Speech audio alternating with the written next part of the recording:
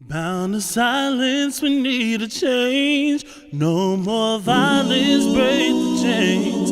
Keep your eyes on the prize. Hold on, hold on, hold on, hold on, hold on. Keep your eyes on the prize. Hold on, hold on. Our hearts are troubled, our souls are weary. Don't give up, Kansas City. Keep your eyes on the prize. Hold on, hold on, hold on, hold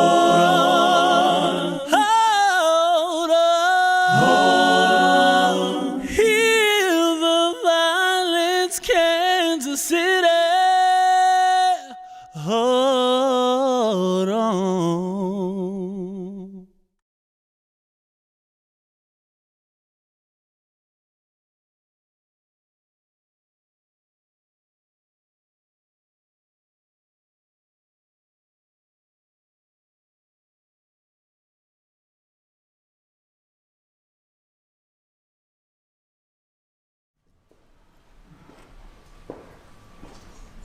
Well, good afternoon.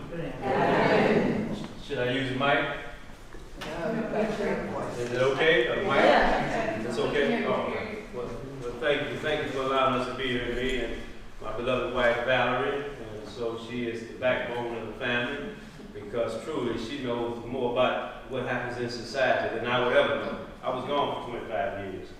And for our videographer, Kamisha, we also thank her for being here to also record these moments where we get a chance to come out and give a presentation.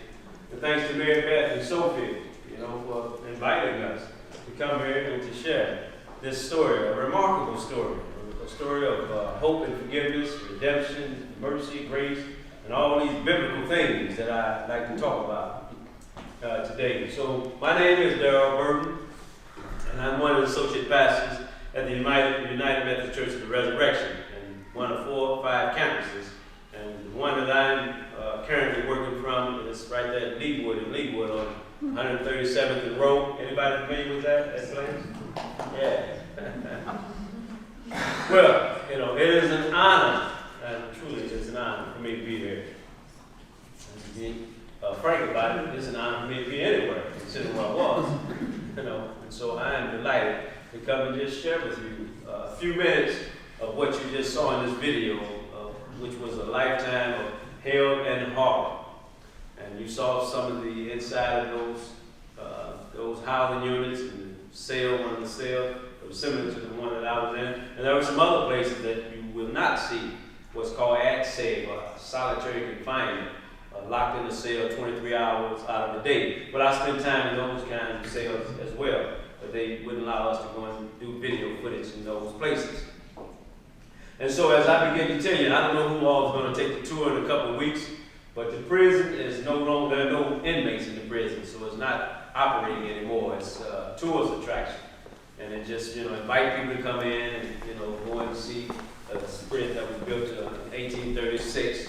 And you can just, go and take pictures and see what, we had to go through in that place. And you'll hear some stories, lots and lots of stories. And some of them are horror stories, because it was not a nice place. So as I begin to tell this story, I don't know how much time I have. How much time we got, Mary Beth? Because I don't wear watches. I've done a lot of time, so I don't get Okay, so we have until 1 o'clock. Until 1 o'clock. So that's about 40 minutes. That's you want me to tell you, do this when you have 5? Yeah, do that, because there's so much to say about this story, and I can be here, and you probably be interested, because it's a fascinating story, and I mean, not so much that it's any kind of story that I volunteered for, didn't happen like that. But it's a story that's like any story, whether it's in a movie, if it's in a book, stories are told, and in music, poems, they pretty much start out the same way, right? They have an opening, and a middle, and it has an ending. And that's the story. That's how stories are told. And even my story, the ending was pretty good. I was able to get out, right? But it still goes on. It's still silent. it doesn't, it's what you call discontinued for my story, because now I'm back into society. Society changed a lot in 25 years, so it's a lot, I'm still learning. That's what I say about God, it's teaching me a whole lot. But the message that we try to convey, and we want to talk about, is hope and forgiveness. Hope and forgiveness is something that I struggle with. It's very hard for me to forgive the people who had wrongfully convicted me, and it was even more hard for me to have hope when I was in a hopeless place, is what I want to tell you about. So I'm going to tell you about how I got sent to prison, how I had to live in prison, and how I got out of prison. But as with any story, it has elements that evokes emotions. Some parts make you laugh, some parts make you cry, or make you upset, because this story deals with justice and injustice, right and wrong, good and evil, and what I would like to call God and wickedness. Because that place where you just saw, that was a wicked place. Now, I was someone, as I said earlier, I didn't believe in God. I was raised in the church. My grandmother had 9 children, 7 girls and 2 boys, and very strong in her faith. So up to a certain age, we went to church. She was Baptist, and her Baptist faith tradition, we went to church a lot, like Sunday, Monday, Tuesday, Wednesday, Thursday, and stayed a long time. Those preachers could really preach. It seemed like they was long-winded. They didn't get tired. From 8 o'clock, and I was still at the other table. So sometimes, and as a kid, I didn't understand that. I wanted to be out playing, and my mother had 9 children. She did the reverse. She had 7 boys and 2 girls. And so I wanted to be out playing with, my older brothers and sisters. They didn't have to go up to a certain age. We had to go. When we became, 12, 13, they let us choose for ourselves. And so I decided I wasn't going to go to church at a certain age. It must have been, preteen or something like that. My grandmother's famous words were prophetic. She said, boy, one of these days, you're going to meet Jesus. I just hope you remember to call on me. And I said, yeah, Grandma, whatever, right. I dismissed behind her back, and in her face, she would hit me with a frying pan. She didn't pay that, so you didn't say ask Grandma. But she was right. That day came in my life, and I needed Jesus. I needed God, and it happened to be in that place where you just saw in that video, in that prison, which was no more than a hellhole. So if my mother's children, of all my brothers and sisters, there's 9 of us, and I am right in the middle, 4 older than me, 4 younger than me, and I am the darkest of the family. Some would say the black sheep by birth. I got teeth, They call me things like, my brothers, when they would tease me, and, everybody would pile on me. It was my turn to get teased. They would call me Oreo, chocolate chip, milk, midnight lights, I shoot up the strawberry, jet black, blue black, black and black, triple black, you name it, probably chocolate cake. That's what you eat right now. And I was ashamed, self-conscious, I was insecure. I didn't like my dark skin. I would even ask my mom, Mom, what happened to me? Why am I darker than everyone else? You leave me in the oven too long, what happened? Then she would tease me. Go on, baby, use this my little chocolate drop. It ain't funny, Mama, you teasing me too. So I was insecure about my dark skin. And when I went to school, other kids, they would tease me. And I did my teasing too. I mean, as kids, we do that. But it hurts. And I didn't like my dark skin, but my dark skin is what got me out of prison. So you remember that when I get to this third part of this story. It was my dark skin. The thing that I was ashamed of, this is what became my salvation and back to my freedom. So one night a guy was pumping gas into his automobile, and I'm born and raised in St. Louis, me and my wife Valerie. Have you ever heard of Ferguson, Missouri?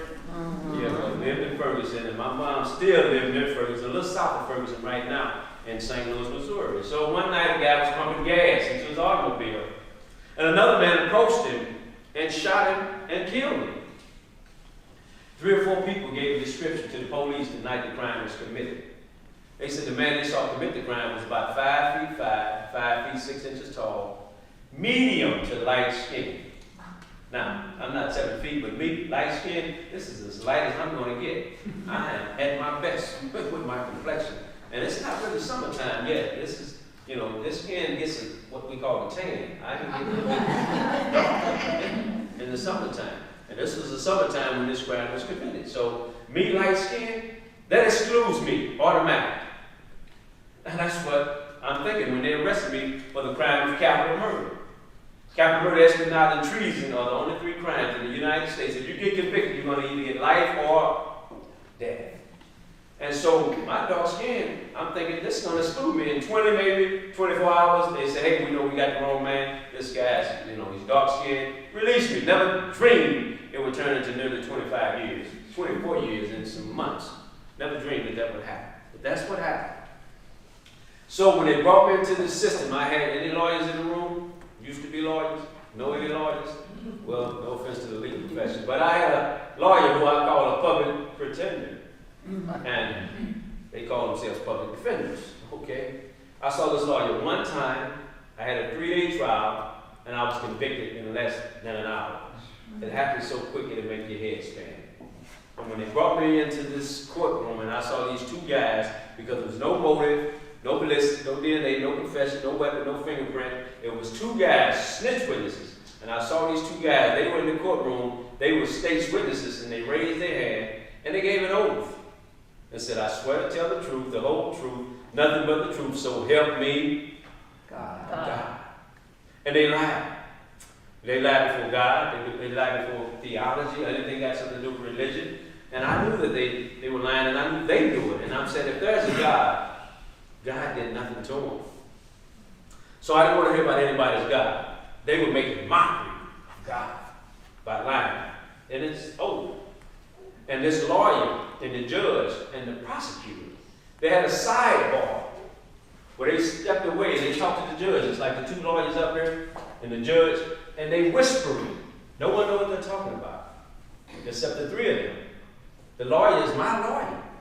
The prosecutor and the judge, you know what they talked about? They talked about another suspect who not only fit the description, but he had shot the victim 3 different occasions, 3 different times, over drug turf. It was an inner-city drug war between 2 drug gangs. They were fighting over this drug turf. And this man shot him 3 different occasions. The 4th time he finished him off and killed him. And the judge, my lawyer, and the prosecutor, they agreed not to let the jury hear about that. That's what they were talking about. I didn't find it out until some years later. So that's not justice. How could a judge, how could my lawyer or a prosecutor agree? This man, he's still out on the streets and shot the man 3 different occasions? And you're not going to bring that up before the jury?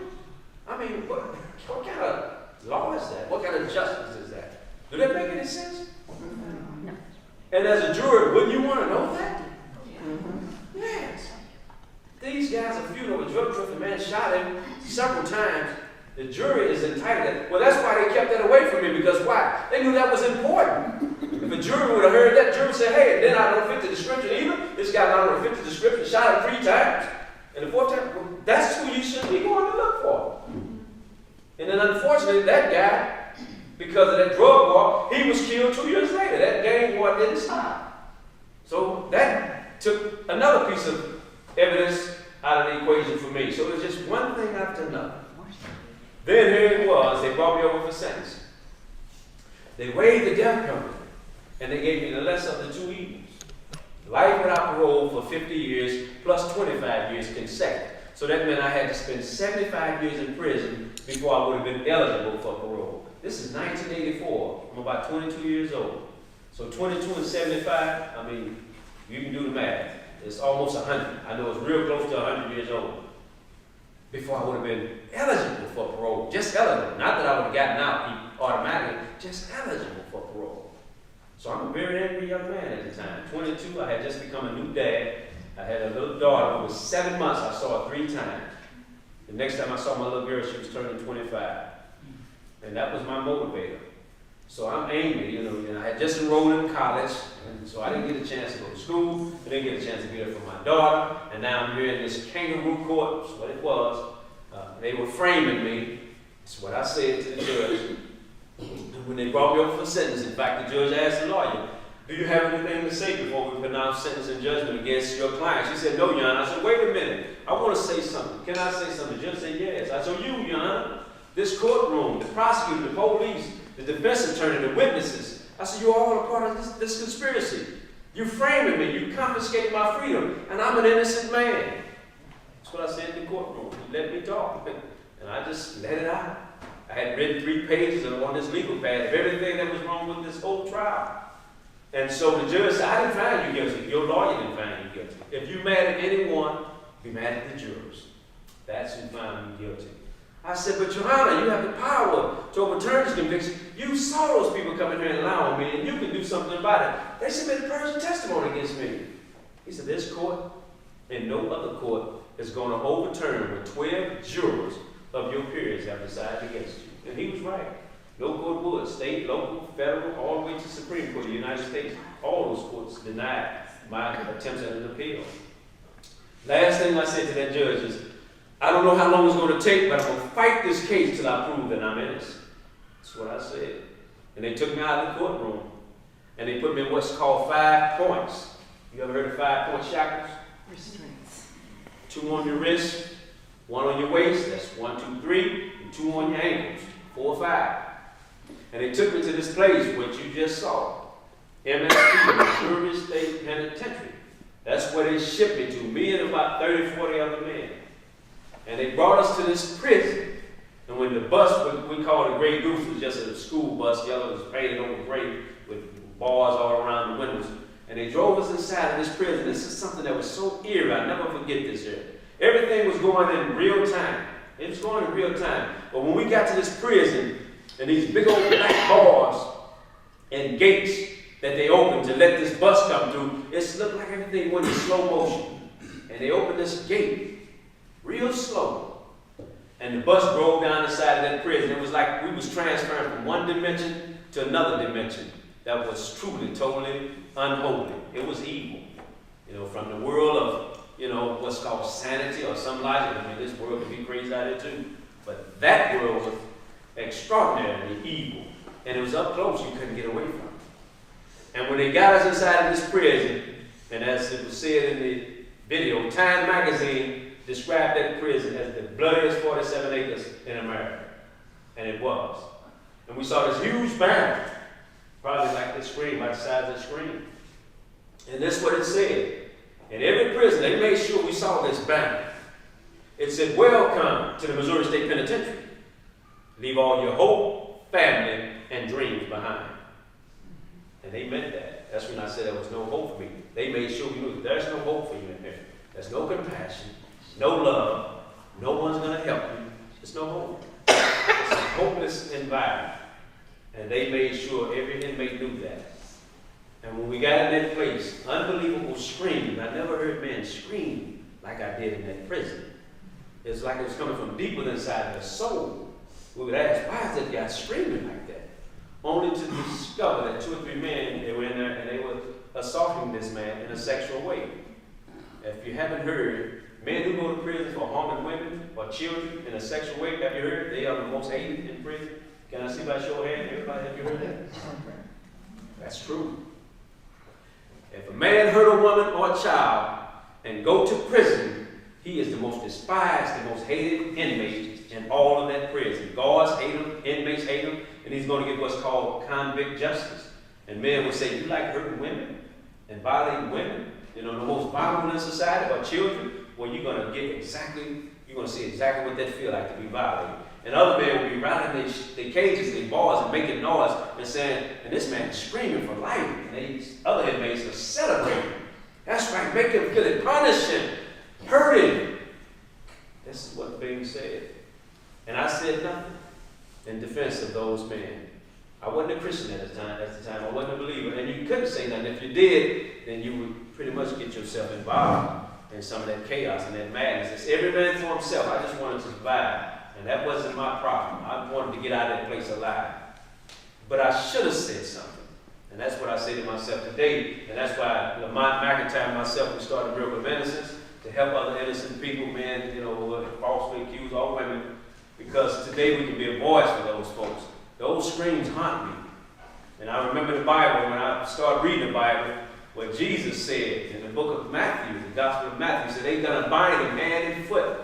They will throw them into outer darkness. There will be weeping and gnashing of teeth. When I read that, I said, man, this is exactly what he's talking about. This is where we are. That's what we were experiencing. Didn't know it at the time. And so now, you know, in that place, I was afraid. I have to just tell you, you know, everybody walked around that place filled with fear. You have to, because you don't know what's going to happen one minute to the next. And so when they brought us in, we was in this huge room, twice this size. And they told us, you know, when they took the shackles off of us and begged your pardon, they said, now strip down to your birthday suits, get nude. And we did. And they said, stand spread eagle. You know, hold your arms out. And we did. And then they sprayed us under our arms and our genital areas. They said, turn around, bend over, squat. And they sprayed us in our buttocks area with some kind of bug repellent or D-Lysol or whatever you want to call it, for lice. And then they told us to shower, and we did. And these sprinkly showers, you know, that was rusted and corroded, built in 1836. And then they told us to just stand there and wait. 30 or 40 naked men. Very uncomfortable. You know, very humiliating, very degrading. It was just, you know, they psychologically, they messed with you. I mean, it seemed like there's no rhyme or no reason for some of the things that they do, but that's the process. And then they assigned us these prison identification numbers. The number that they assigned me was 153063. And they put that number on everything that was connected to me. Pants, coats, socks, caps, boots, shirts, underclothes. And I hated it. It was like branding me like an animal. And they would call me over the intercom system. Burton, 153063. Report to the captain's office. Report to your job site. Report to the visiting area. Report to your housing unit. And sometimes I wouldn't go. I refused to go. Because I'm not an animal. That's not my name. My name is Darryl Burton. Rarely would they say Darryl. It would be Burton in that number. And the guards would come and they would be upset. They would say, Burton, didn't you hear your number being paged over the intercom? I said, no, sir. I heard your number being paged over the intercom. It's not my number. I'm not an animal. And they would say, you know, if you don't obey that order, that's what the guards would say. We're going to put you in the hole. Put me in the hole. We're already there. Put me in the hole. This whole prison is a hole. Well, they were talking about ADSEC, solitary confinement. They were talking about where you would be in a cell 23 hours a day. Very little human contact. The only time you had a human contact is breakfast, lunch, and dinner. They would open what's called a little portal, a chuck hole. The doors, you know, so high, and right in the center of the door, it had a little chuck hole with a lock on it. They would take the lock, unlock it, open the chuck hole, and they would feed you through that chuck hole. Again, as if you're an animal. A tray, they give you a tray of food for breakfast, lunch, and dinner. They lock that chuck hole, and they would come back maybe 20 minutes later, and they would come and get the tray if you had completed your meal. And I was in one of those holes for months and months and months, and it could make you lose it. If you can imagine being locked in a closet for months, you can't imagine that, and you shouldn't. It's just unreal. And then they put us in this housing unit. Then another guy. First day number 1, they put us in this housing unit, just like what you just saw. You saw the tier that goes up several stories, those long corridors, and they lock us behind what's called these JC gates. These gates seem like they're 7, 8 feet tall, bars as thick as your wrist, and they have these long skeletal keys, about 6 inches long. When they lock that gate, that's your only way in, and that's your only way out of that housing unit. And for some of you who will go, you know, on the tour in a couple of weeks, I'll show it to you. You know, what you saw on video, I'm going to show it to you in person. You know, live and living color, as it says. When they locked that gate, and me and another guy, we had our bed linen. He was going to the cell, and I was going to another cell. They closed that gate, boom! Almost a boom sound. And we got 10 feet. The first day number 1 in this housing unit, we heard some rumbling, boom, boom, boom, boom, and turned and looked around. And 2 guys was chasing 2 other guys, and they were stabbing. These longs, you saw that, you know, when you saw that display of those homemade knives. The guys had those homemade knives. They were stabbing these guys. The first day, the day that I was released, August the 29th, 2008, they were rushing a man to the infirmary, the prison hospital. A guy had cut his throat here and tried to decapitate him. And so much more in between. I could stand here for just, you know, hours and talk about some of the horror stories. Just like in these round tables, when we went to the cafeteria, they had round tables. They had 4 stools, you know, on around the table. 2 across this way and 2 going that way, but 4 stools on these round tables, about the same size as these tables here. And when we went to breakfast, lunch, and dinner, we knew that somebody was going to get hurt at one of those meals. That's what we knew. So if I went to breakfast and no one got hurt, I didn't go to lunch or dinner. I just passed up on it. So I basically ate 1 meal a day. If they had something for lunch that I liked, for instance, grilled cheese sandwich or something like that, and French fries, then I would skip breakfast. I'd go to lunch. But I wasn't going to dinner. If nothing happened at lunch, I would skip dinner. I mean, you just had to, mentally prepare yourself for that because something was going to happen. And hopefully, I was just praying it wouldn't be me because you don't know who was going to come after you and attack you. Guys in there, they didn't need any reason to assault you. You just happened to be there. That's what happened at prison. And so I just want to tell you now about the part about how I was able to come home. And that process, which was a long, hard process. Well, I began to file motions and pleadings with the courts. I became my own lawyer. You ever heard of a jailhouse lawyer? Well, that's what I became. You know why? Because I hated all lawyers. I didn't trust them. I didn't believe in them. Lawyers had sold me out just time and time again. So I said, I got to work on this stuff myself. I got to figure it out. I got to find out how the law works. Sort of like trying to find out how the cell phone works. Yeah, out in society. Literally, I need a 4-year-old to help me figure out a cell phone. Maybe a 9-year-old, my grandkids.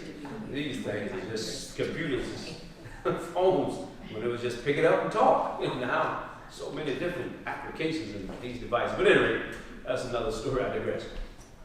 I had to file motions and pleadings, acting as my own attorney, and the courts kept denying me. I would file another motion, denied. I would file something to another court, denied. All the way to the Supreme Court, just denied.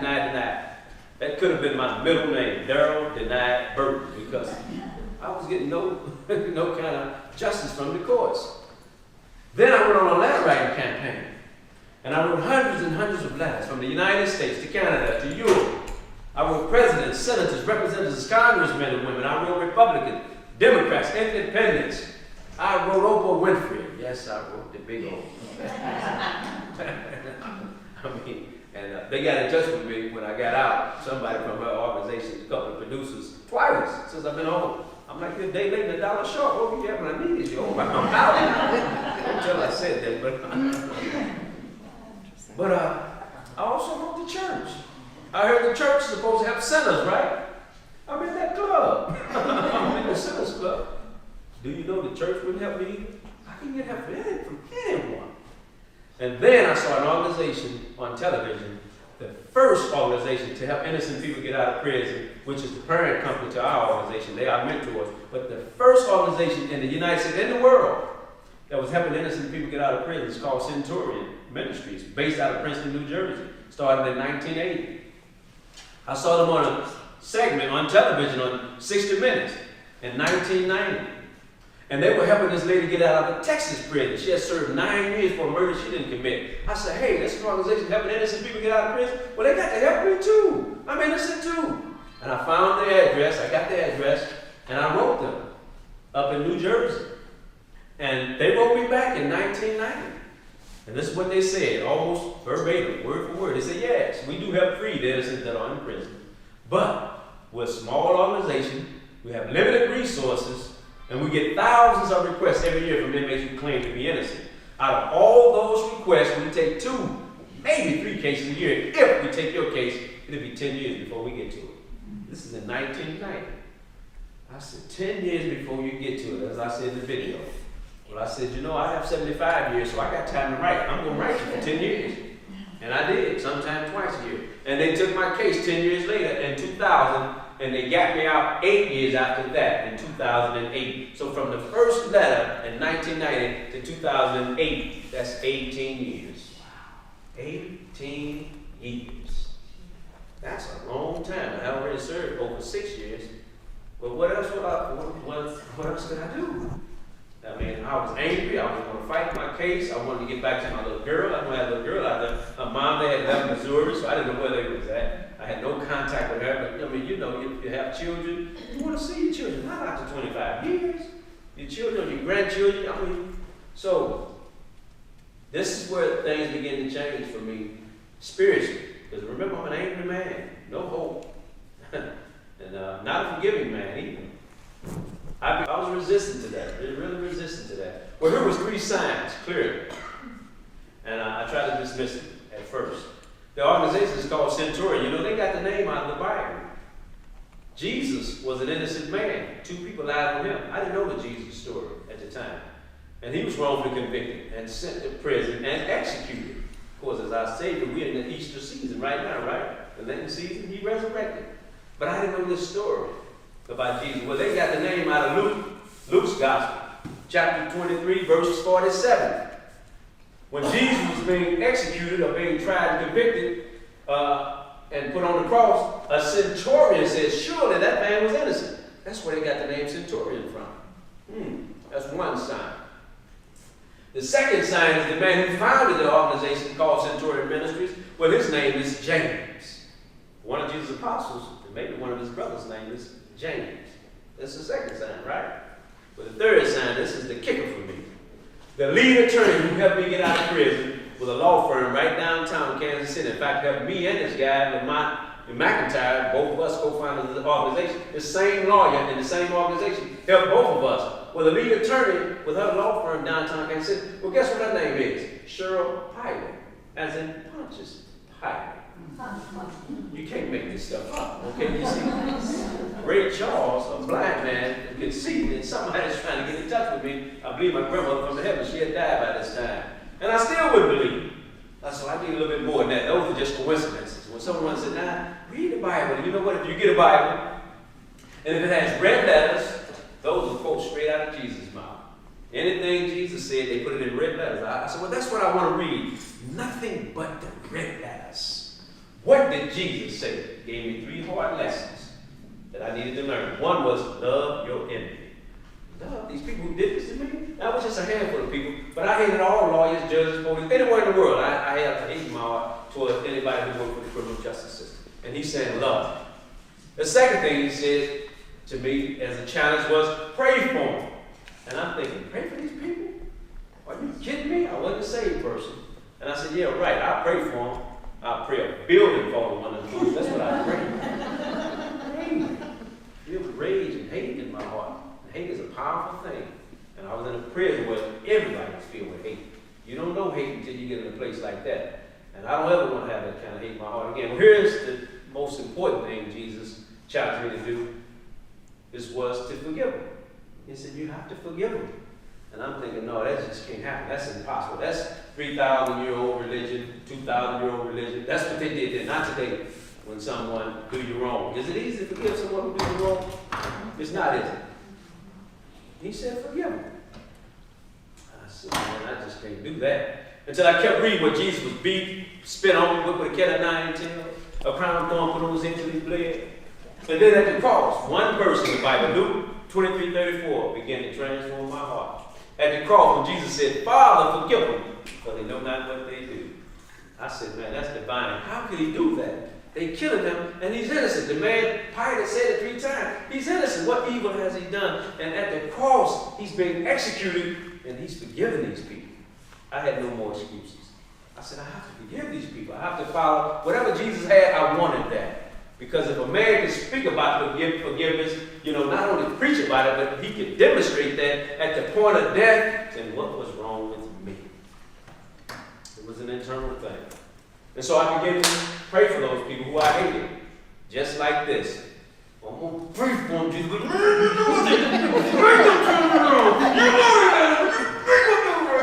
was so angry.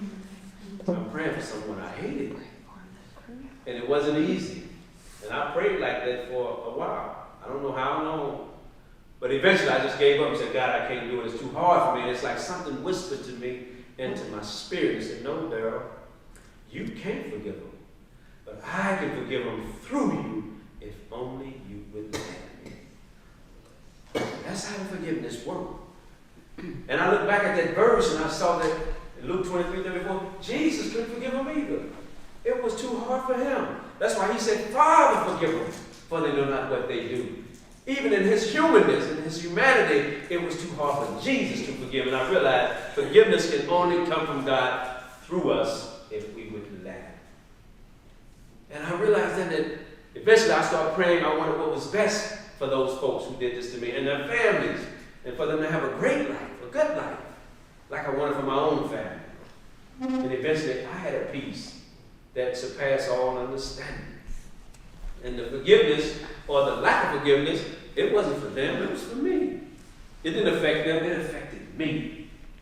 And that's what I was looking for the whole time, is just to have a sense of peace. Because nothing that those folks had done to me, it didn't stop them from living their lives and going on to have, the kind of life that they want to have with their families. It was a cancer inside of me. It was only eating me up inside. Well, here was what they were able to do to bring me home as I began to wrap this up. There was a lady who was the gas station attendant the night the crime was committed. Well, she came to my trial back in 1984 and 85. She was at my trial. And she told the police when she saw who they had on trial, she said, "Hey, wait a minute. You've got the wrong man. That's not the man who committed the crime. That man is too dark." Remember my dark skin? Well, I'm so happy about my dark skin today that I can kiss myself. Black is good on me. Black and very sweet as juice. That's what they say. Black and very sweet as juice. This woman had moved away. She was not a woman, a young woman. She was in Baltimore, Maryland, where they found her. The lawyers, investigators, they went and got her from Baltimore, Maryland, and brought her back to Missouri. She said she's waiting for a chance to tell the judge the court there's an innocent man in prison, Darryl Burton. That didn't come out to 2007. All the way from 84, 85 to 2007, she was still alive. They also discovered that one of the key witnesses for the prosecution said he only had a couple of convictions. Well, he had 12 convictions. Many of them were felonies. Said he was facing a couple of years in jail. Well, he was facing 30 years in jail. That's what motivated him to come and lie on me. He had done something like this and some other trouble he was in. If the police wanted him to lie on somebody, he would go and lie for the police just so he could get out of his troubles. He was what's called a professional snitch, an informant. That didn't come out to 2007. 2 miracles. I didn't believe in miracles until I became one, and that's why we call this organization Miracle of Innocence. Miracle of Innocence, because it takes divine intervention to come from up under those kinds of people say things about you that's just not true. Has that ever happened to anybody else in the room? Yes, it happens to all of us. Where you can't even fathom being locked away in a cage or a box because someone said something that wasn't true, or get ostracized or treated differently because of some words that one or two people allege and assert that's just not true, or some so-called facts that happen to be false facts that are created, manufactured, and fabricated. It's just not true. And you have to spend the rest of your life trying to unravel some lies that people told. And that's what happened to me. Went in at 22, I came out, I was 47. That was 25 years later. I spent more years in prison than I had lived on the earth to this point. Then went back to school and got a degree in theology, got a degree in divinity, went to a master's program, and all this, hardest thing I've ever done is trying to write a paper and load it up on a computer called Google and all this other technology stuff. I was writing my first paper. My wife Valerie told me, "So what are you doing?" I said, "I got midterms. I can't talk right now. This is, I got a lot of papers to write." She said, "You writing with pen on a piece of pad?" I said, yes, I got to get you. She said, "They don't write papers like that anymore. That was 30 years ago. You got to type that stuff up and put it on whatever site that they got you to load it up on." I said, "Well, what you mean? What is that?" She said, "Well, you better figure it out because they would not accept a paper written longhand." When I left the society, that's how I was writing papers when I was in college before. Things had changed. I said, "Well, you got to help me with this computer stuff. Help me figure it out." And she looked at it, and she's in IT, information technology. She said, "I don't understand this system. You better talk to your professors and figure it out because that's where you got to, give them those papers." And I said, "I have a due date. It's just in 3 or 4 days." She said, "Well, you really got a short time to work from then, don't you?" Right. So, society, like I said, it has changed so much. And so as today, I say, I'm not bitter. I'm better because God is bigger than anything we ever faced. They arrested me, but God rescued me. And out of this tragedy is used for God's treasure. And I'm careful to give God the glory for this story, but that's where it belongs. It's bigger than me. And so we ask if anybody is interested, we have a few little brochures, and if you're interested in signing this, we have a sign-in list to learn or to follow us, actually, we also ask for volunteers to help us in this cause, to help get innocent people out. We welcome that if you're interested. And I want to just say a few things as we go. Can I get about 3 more minutes? Of course. I want to just say about, 2 or 3 other things as, I reintegrated back into society that I was totally unaware of. And these are some, I think, funny stories, at least they're funny now. But I went to a public restroom. You know, I hadn't been to a public restroom in all those years to use the public toilet. And this thing started flushing by itself. I'm like, what's wrong with this thing? Use the toilet and get a shower. I'm trying to see what they, I heard they got new technology out here, but this is unacceptable. And so I get up and then I go to the sink to wash my hands. No knobs. And so a guy was standing there and he was watching me as I'm looking at this thing and I'm backing up and I'm trying to figure out how do you turn this thing on? And so the guy asked me, he said, buddy, are you having a problem? I said, yes, I'm having a problem. I'm trying to figure out how do you turn this thing on? He said, well, just put your hands under there. I said, no, you just put your hands under there. And so he did. I stayed in there for 20 minutes trying to figure out what kind of magic is this? I couldn't figure it out. I mean, I went to, they gave me a debit card. Yes, they gave me this so-called debit card. And said, use the debit card and gave me a PIN number. Well, I didn't know you didn't give your PIN number to anyone. Someone else gave your PIN number. I gave it to them. What's your PIN number? 1, 2, 3, 4. Thank you, sir. When people asked me, someone said, you don't give your PIN number to anybody. I said, well, you should have told me that $20 ago. He said, is that all you took? I said, that was all that was on it. Yes, he took that was on it. He said, no, you don't give your PIN number to anyone. But I didn't know. And the lady gave us a television. And I didn't know how to turn on the television. She gave us this television and she went back to her apartment. She was right across from the apartment we were staying in, one of my brothers. And my brother left and went outside somewhere, a beautiful day like it is, sunny. So I'm thinking, man, you can watch just 500 stations. I heard they got a lot of stations on television now. You can watch sports all day, whatever, news, a program, a movie. So I'm going to watch TV all day. I saw 4 buttons. 2 buttons to change the channel and 2 buttons for the back. That was the only buttons in display. So for 2 or 3 hours, I'm trying to figure out how do you turn on the television. I plugged it in, unplugged it, plugged it in, unplugged it. I looked around, I said, man, this can't be that hard. I'm too embarrassed to go and ask the lady how to turn on the television. So eventually it dawned on me. I said, oh, this is new technology. It's voice activated. You got to talk to it. I said, clap on, please. Turn on. News, Oprah, turn on. Nothing happened. So I went to the lady. I said, ma'am, I'm sorry. I don't know how to turn this television. So she came over. It looked just like a part of the panel on the television. She hit a door and opened it. I was off and on switches and things like that. And I asked her, I said, ma'am, whatever you do, don't tell no one I got you on the television. She went right out to the news the next day. They had the news cameras out. She said, the man been gone so long, he didn't know how to turn on the television. She didn't tell nobody. She said, well, that's the truth. I need to tell people. This is how, in the time warp, you've been locked up so long, you locked in the time capsule. You don't even know about new technology today. 2 and 3 remote controls.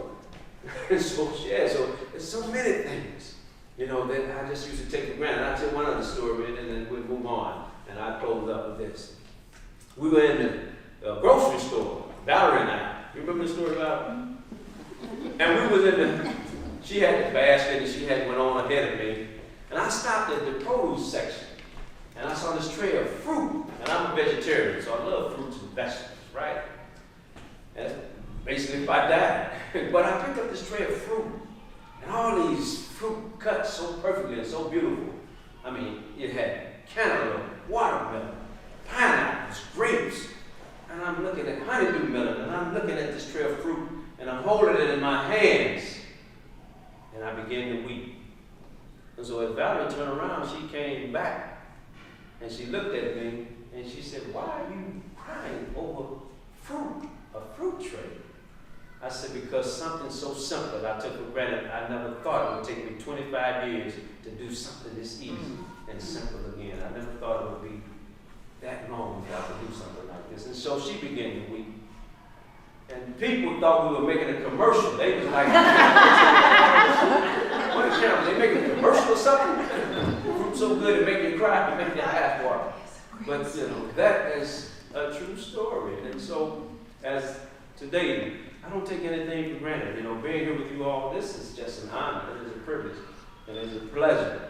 And so whatever we can just, go up there and see, I guess in 2 weeks at the prison in Jefferson City, that too is going to be an honor. And I'm so glad it's closed. There's nobody there today except ghosts, and we don't have to worry about them, okay? So thank you for allowing me to share. Give God a praise.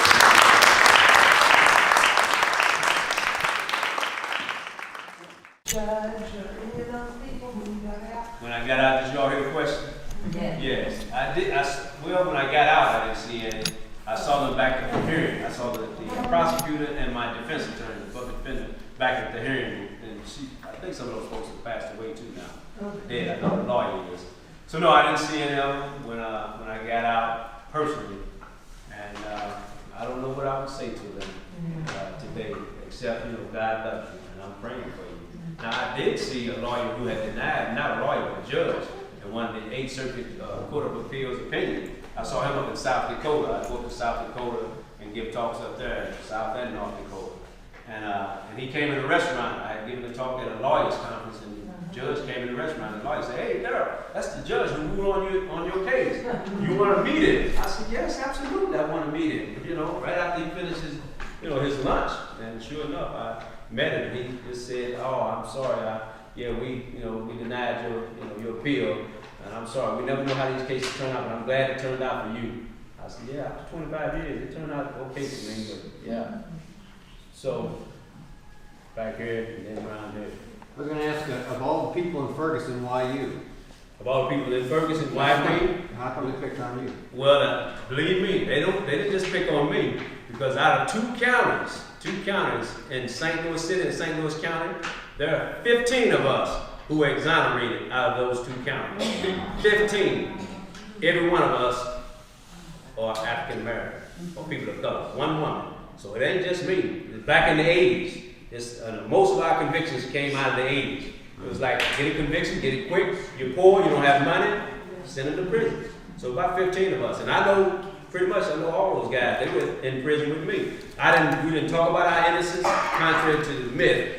Most guys are gassed and innocent when they first get arrested. But once you get in prison, you rarely even talk about it, because guys get angry. We don't care about you saying you're innocent, prove it. So when you get into a fight, but no, it's about 15 of us out of those 2 counties in St. Louis.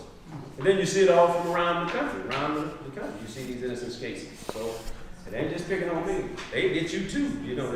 If it happened to Jesus, then who are we? And that's even Joseph in the Bible. So it goes back 1,000 years. Excuse me 1 second. I know I see you hands, but I want the hands that I saw first. Right there, and then come on around. Yes, ma'am. How did you meet your wife? How did I meet my wife? Right there, Valerie. How did I meet Valerie? Look at her. She's a real doll, isn't she? She liked me to tell this story too. Your version. Right. Well, that's the right version. But anyway, she was a little girl when I left the streets. Our mothers lived on the same block, and her older brothers and I, we were in high school. She was playing jump rope with my little sisters, and so I didn't really see her. They were in grade school, and we was playing football, so just big boy stuff. And then her mother, they moved away. They left the block, and so I didn't see them anymore. She might have been 10 when I last saw her. And when I come home, I was in the news, and people was talking about Darryl been exonerated, he's out, and her family, like I said, man, her brothers, we was good friends, so they asked if I would come to her house for dinner. I said, sure, I go over there, and I looked and said, man, that girl grew up, she's not 10, 12 years old anymore, so, and that's kind of how it happened. And I saw her, I said, I'm gonna marry that girl right there. And yes, I did. Follow through on what I said. So, right here. I have 2 questions. Yes. In Missouri, when you leave and you've been innocent, are you given money? Compensation. Right. And the other question was your jury racially mixed? Yes. To answer the second question first, the jury they were racially mixed, and there was all ages. In fact, there was 2 young girls, about my age. One was black and one was white. And I was saying, man, they gotta get it. The other jurors were up in age, not to pick on the elderly. But I just knew that these 2 young people who were close to my age, they would get it. They would see these lies, because if you go inside the courtroom, and most of us, we just predisposed to thinking that the prosecution is telling the truth. We just don't believe that the prosecution is gonna come in there and say, facts, facts, facts, ladies and gentlemen, and be lying. But if I was a juror, I probably would think the same way. Not anymore. There's too many wrongful convictions. In fact, it's the story of Jesus and Joseph. So I know better now. And as far as compensation, Missouri has a compensation package if you're DNA exonerated. If you get released because of DNA, then they have some statute that allowed them to compensate you. My case was not DNA. And we filed a lawsuit and we lost. We fought for 7 years trying to get compensation. So I have no retirement pension, didn't pay a whole lot into Social Security, no 401k, you know. I mean, none of those things are available to us. That's another reason why we started Wrongfully Innocence. Because they have programs in place. Good question. As I think about some of what you just asked, I think about the programs that are in place right now to help people who've been convicted of crimes they committed. They got and I work for one of them. They got housing assistance, they have job assistance, they have, you know, transportation assistance, they even give them cell phones. Well, guess what they give to the innocent people? Nothing. That is crazy. That is crazy, that's right. That's why we started Wrongfully Innocent.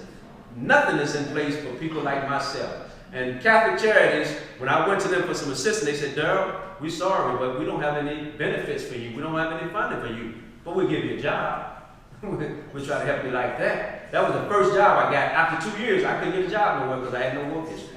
So yeah, that is crazy. I think I saw another hand here, and then come over here. She asked about compensation, but you had no recourse to bring a case against a lawyer who did not represent you as he should. You couldn't sue him or the judge for the other compensation. Right. The lawyer, you all heard the question.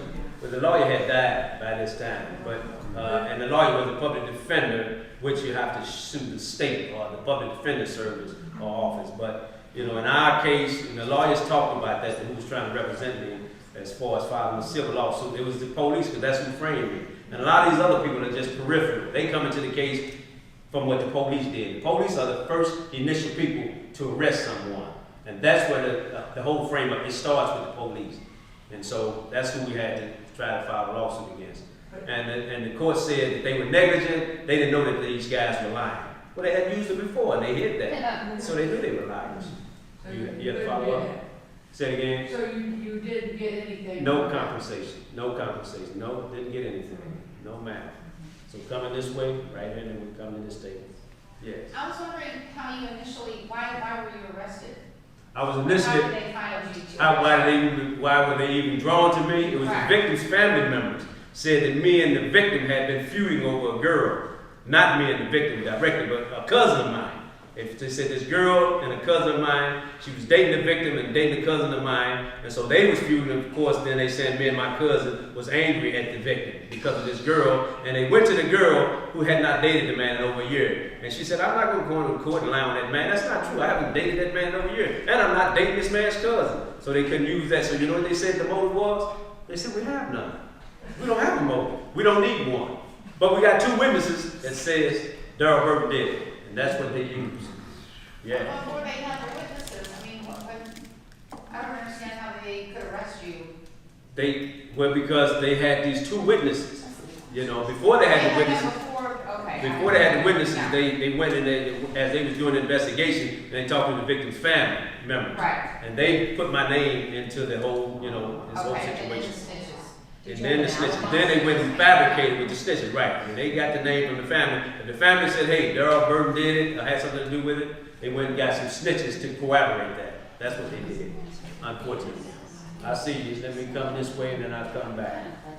Did you have a hand right there? I don't have a question, I have a comment. Yes. I'm truly sorry to hear what happened to you. Thank you for sharing it with us. And I think you have to continue to speak because you are a messenger. And I think you're changing culture by speaking. I'm sure there are people around here that are changing their mind about certain things. I think you're doing a terrific service for people that are still suffering behind bars. So really, thank you. Thank you. Thank you for saying that. Thank you for saying that. And that's what I have been told. And I've been told to take this message around the world. And I have been to other countries. In fact, I'm renewing my passport, me and my wife, as we speak. And so you're right. At first, I just wanted to come home and just start a life. But she was the one that said, "No, Darryl, this story is bigger than you. You have to get out and tell people." Like I said, women are usually right. She was right. I have to get out and say, and you're right. You know? And so, one thing that I've learned in that whole experience, I listen to what women say things because you really be on point. And so I do listen. So let me see. I saw her hand and then yours, and then back there. Yes. Did you write any books about this? We're in the process of writing a book. In fact, next month we got some folks taking us out to California to talk about films, movies. We got a documentary that's, kind of what the commission's doing with us, and another gentleman, Bobby. So yes, we're gonna try to do books, films, whatever, because the world is a big place. And so that's where you can get out to the world a lot faster than I could be in other countries. I've been to several other countries, been invited to Russia, Africa, Switzerland, Japan. I've been invited to a lot of those countries. And I don't have the money to go personally, so they have to pay for that expense. But so we're gonna do that. Did you have your hand up? Yes, And then question back about to your us. wife. Question about the wife? Yes, were you married to her? Before I went in? No, like I said, she was a little girl when I Yeah, saw yeah, her. that's kind of. Right. Yeah, she was a little girl. No, I saw her when she was 10 years old. And then I was in high school. Right after I got out. So back Were you ever able to reconnect with your 7-week-old daughter? Well, yes, I was able to reconnect with my daughter, and I came home looking for her immediately, and I had heard technology, and I just told the investigators and lawyers before, I said, man, find my daughter. Gave the name, which they knew the name, and they couldn't find her. So the way we got reconnected, excuse me, is I was on the front page of a newspaper article in St. Louis. I think it was called the St. Louis American newspaper. And this lady was looking at it and said, oh man, look, oh my God. She was talking to a friend of hers, this guy. She said, look at this man. He spent, 24, 25 years in prison as an innocent man. Full blown page on the front page. She said, look at this. And when she handed it to the gentleman, he looked at it and said, oh my God, that's my niece's dad. So that's how we got reconnected. It was my daughter's uncle. He looked at the newspaper and he called called his sister, my daughter's mom, and that's how we got reconnected. And Valerie was the one who took me up shit. They was living in Indiana. And I didn't have a car. I didn't even know how to drive. But, we got in her car. I got out in 2008. That was January 2009. We went and saw my daughter for the first time in 25 years. Yeah, so very emotional, very, very emotional. And if you hear her story, it is even more. I can just imagine you trying to be a part today. Yeah, driving before, that must have been something. Oh, absolutely. I'm going 70 miles an hour, yes. And I just had a car accident about a month ago, a little over a month ago, totaled my truck. It was totaled. I hit black ice, remember that ice storm came through? Hit black ice, like I said, I really don't drive on this kind of weather. I hadn't done it too much, since I've been home. Had an ice storm, I think, since I've been home, the first one. Really bad, and I hit a tree. It took off 30 miles an hour, right on north, 140 to north, and the truck just looked like it took its life on its own, went off the road and hit this tree, and two guys were there within seconds and opening the door. Say, hey, it's Pastor Darryl. You hurt. I said, help me, fellas, help me. I was banged up. Told the truck, but I got another bigger truck now, bigger truck. That truck saved my life. I tell my wife, I know God saved my life, but I think God told me to drive that big truck. That helped. So when you got out, there wasn't any kind of rehab or, a program to reintegrate into society? Right. No. There was nothing. Was that because you were innocent? Right. Yes. Exactly. So those programs are only for guilty people. Only for people who are guilty. That's exactly. Yeah, because that's what they're funding it for. I mean, very few people raise funds to help people who are innocent when they come home. Because very few people meet someone like me. I mean, I had never met an innocent person. Like I said, I didn't know the Bible story about Jesus or Joseph. But there are lots of us. There are thousands of us who are in society right now. I mean, they're having a conference, somewhere in Atlanta right now where a bunch of, exonerees and lawyers get together once a year.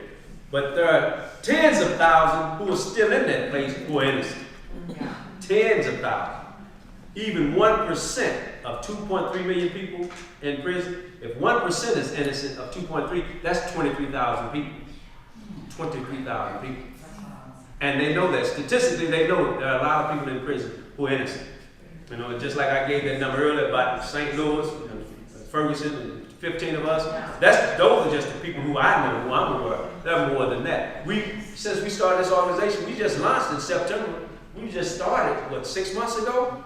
We've already got 30 or 40 letters from people in Kansas and Missouri. I got a call on my way here, on our way here. A guy, his aunt called about him in Kansas prison, about claiming to be innocent. Now, you'll have a process, a screening process, and it takes a while before you can really find the innocent ones, you know, and someone trying to game the system. I mean, we're not naive. But yes, there are a lot of people that never were innocent. I was one of them. And then did you have, when you were in prison, did you have any visitors or people that would come and family or friends or whatever? Yes. You were going to coach? Yes, I had visitors for the first 5 years, maybe first 5 to 10 years. I got 6, 7, like I say, 8 siblings. So, right. And yes, they came, you know, almost like clockwork. But as time goes on, you know, they start having families, you know, life goes on, people are, you know, just like I say, with life, they started eventually slowing up. So the visit became less and less. You know, the only one who stuck with me all the way through? Who was there? From Your mother. Mama. Mama was there. When I got into year 15, I was rarely getting letters from, you know, from siblings and cousins. I mean, they had lives, they had children. You know, they began to have grandchildren. So, I mean, I could call sometimes and catch them. Sometimes I couldn't.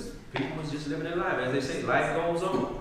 But my mother, and she would want to come almost, you know, I would tell her she's up in age, you know, she's approaching 70, then 80s. And so, you don't have to come here. She said, I want to come see you. And I wouldn't let her come because, I mean, she would try to drive by herself on the highway, 150 miles or whatever. I said, no, if someone can't bring you, you know, but some of my relatives, my siblings, they had moved away. They living in other states and, you know, places like that. So, but mom was always there. You know how your mothers are. You just, you know, I mean, your mother's going to be there. Yeah. Not that they know any fault to anybody else, but that's the way it is. I think I saw your hand over here. My son was in law school at UMKC and was involved in the Midwest Innocence Project. Was that anything that you tried to get help from? Did you try to get help? They didn't exist when I, you know, was writing people. Yeah, Midwest Innocence Project, they didn't exist. And so they have come along, I mean, some years later and doing what they do. But, you know, we have Miracle of Innocence and Centurion. Centurion is the organization that started this whole movement.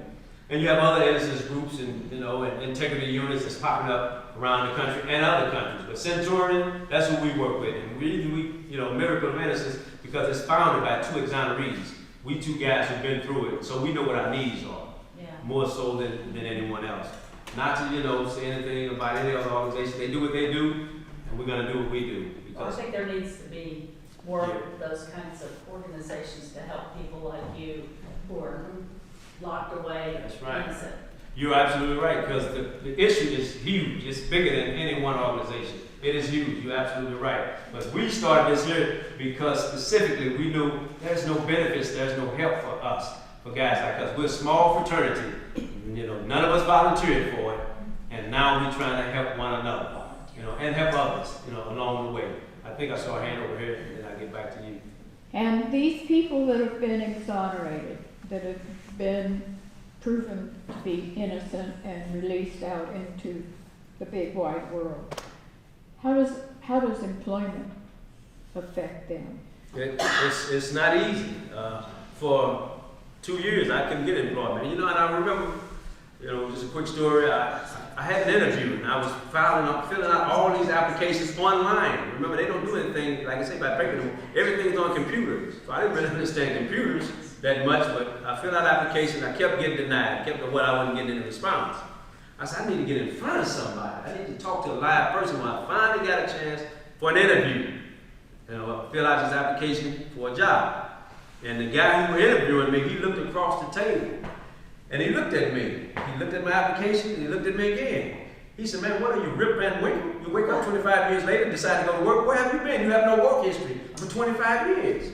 And I said, well, sir, I'm glad you asked. I had this little bag that I used to carry around with newspaper articles in it that said, man found innocent after 24 years in prison wrongfully. And I gave him the copy of that article. He said, oh my God, you hear about people like you, but you never meet anyone like you. Can I take this and go in the back and show my supervisor? I said, sure, go ahead. So when he went back there and showed them, he came back, they said, man, he said, they want to meet you. Can you come back here and meet me? I said, sure, I'm happy to. So I went back there, it was 2 women, 2 ladies, these were his bosses. And he looked at me and said, man, we're so sorry what happened to you. You hear about these stories, you see it in the news, you know, and can we keep this newspaper article? I said, sure, I got a whole bag of them, yeah. Want any more? They said, no, we're just sorry. I said, but we're going to give you a job. We're going to hire you. And it was up in St. Joe, Missouri. I live in Kansas City, Missouri. That's 50 miles away. And so someone asked me, how you going to get there? I said, well, I'm going to ride a bike. That's what I was thinking. You know, I have a ride a bike. They said, that's 50 miles one way. That's 100 miles a day. So I'm thinking, you know, I used to be in prison. I used to be in pretty good shape. I used to jog and run. I think I could run at least 5 or 10 miles. Surely I can ride a bike 100 miles. That's what I was thinking. I had no concept of directions, of distance. That's what I'm saying. I had no concept. Sometimes even now, I don't know north from south, east from west. I just had no concept. And so the lawyers who, you know, got me out and who was representing me, they said, Darryl, you can't do that. And I'm thinking, oh, yes, I can. I can get a 10-speed. I can ride it. They said, no, Darryl, you don't know how far that is. I said, yes, 50 miles. I know that's what they say. They said, Darryl, that's a long way. That's one way. They said, then what kind of work is it? I said, it's a meat packing slaughterhouse for pigs. They said, you're a vegetarian. You really can't take a job like that. I said, no. So guys come home. He had started an organization also. We thought he was doing good in North Carolina. Well, he committed suicide. You know, another friend of mine committed suicide and came home. He was not innocent. One was innocent. His name was Darryl Hunt. He was innocent. Did 19 years. Well, he just got overwhelmed. And sometimes we get overwhelmed. I don't know if you saw the movie Shawshank Redemption. And there's a scene in there about the guy named Brooks, the old guy that got out. Yes, you know, and I've been overwhelmed. I mean, Valerie has seen me break down in tears. There's so much out here. It's so overwhelming that the information is just, it's like drinking out of a fire hose. It's just, you haven't been allowed to grow with the times. That's been grow with the time. That's right. At you. Yes, absolutely. Is your organization, are they eligible for like grant money or money from other charitable organizations? We just getting started. That's something that's a conversation that we're having. Like I say, it's 2 exonerees. We have, you know, we're surrounded by some great folks. So we're learning about all these things. This is nothing that I've done before. And we're doing it because there's a need. There's nothing in place for us, unfortunately. And unless we do it and try to get some help, some of us, like I say, may end up, God forbid, committing suicide or just giving up. I have God, man of the month, we're both God-fearing men. That's our foundation. I do admire you that you could go on like you have without, and do these good works and not be so bitter and angry. Because I would be wanting to kill someone. Well, I understand. You don't want to do that. You make it worse. Yeah. I saw him right here today. Can I take that right back?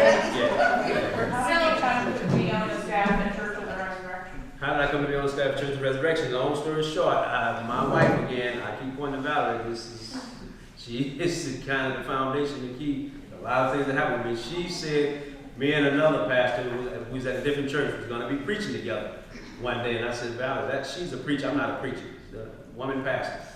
And the next year, this lady pastor asked me to preach with her. I said, well, I'm not a preacher. Well, I said, I need to find out what preachers do. I enrolled in seminary.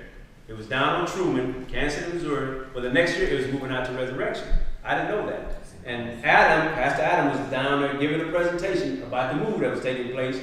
Well, I had my book bag, was going to my class, and the president at the time was sharing with Adam about the story. He said, hey, we got this student who was in prison 25 years, et cetera, et cetera. And as I was coming around the corner, the president said, Adam, this is the student I was telling you about. And Pastor Adam said, is it true he was in prison for almost 25 years as an innocent man? I said, yes. He said, well, the school is going to relocate and come out to Leewood. Well, I'd like to share your story and learn more about your experience. Are you, coming out to Leewood, with the school? I said, yes, I'm in my first year, first semester. Absolutely, I'm coming, but where's Leewood? I mean, I had never heard of Leewood. And he said, it's 135th and Row. I said, yeah, wherever it is. I said, yes, I'm going. And so that's how I got invited by Pastor Adam. And then I came on as an intern, then part-time, and then full-time. Now I'm back at part-time. I'm doing half with the church and half with Miracle of Innocence. So, they both full-time, believe me. Yes, very bad. So why does the government assistance not allow innocent people that were in prison to use the benefits that are just for convicted felons to get out? That is a great question. And I can only say the reason that happens is because the citizens haven't put the pressure on the government to create some statutes from Washington, all the way across the country, to create some statute that would say innocent people are entitled to have some benefits when they come home. And I know it's a lot of states, every state is different. Some states give compensation and some do not. But that's the only thing that I can say. When the citizens, and that's what's important about sharing these stories, when the citizens said, no, we have to do something about that, because that's just wrong. It's just wrong. There's no other way to explain it. So why, when the citizens get tired of it, it'll change. Because politicians, they won't do it unless pressure is put up on them. Some of them. And some of them want to do the right thing. But you know how it goes with politics.